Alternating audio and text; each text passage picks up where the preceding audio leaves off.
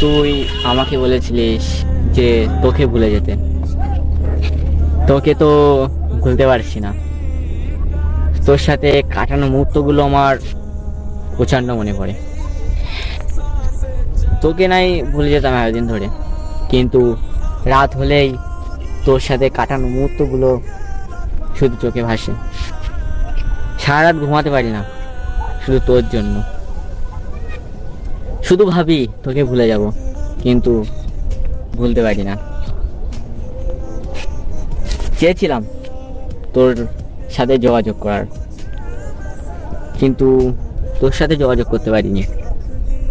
ডাকের মাথায় তোর ফটোগুলো ডিলিট করে দিয়েছিলাম, তোর নাম্বারটাও ডিলিট করে ফেলেছিলাম, তোর নাম্বার ব্ল্যাকলিস্টও করে ফেলেছিলাম।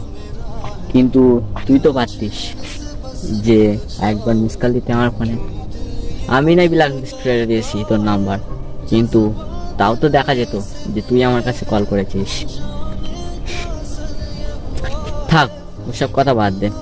তোর নাম্বারটা না সে আজও একই নামেই সেভ করে রেখেছি, মাই কিউট সোনা। কিন্তু আফসোস, তোকে আর আমি ফিরে পাবো না। তোর ছবিগুলো না আবার ফেসবুক থেকে ডাউনলোড করেছি, আবার গুগল থেকে ডাউনলোড করেছি।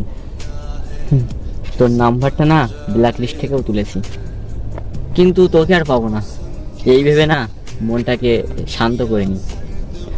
যখন তোর প্রোফাইলে ঢুকি না আজও, তখন সেই স্মৃতিগুলো মনে পড়ে, তোর সাথে কাটানো মুহূর্তগুলো মনে পড়ে।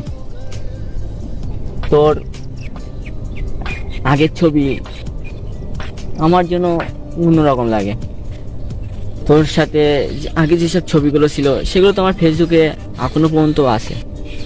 সেগুলো দেখি আর একটাই ভাবি, কি ছিলাম আর কি হয়ে গেলাম।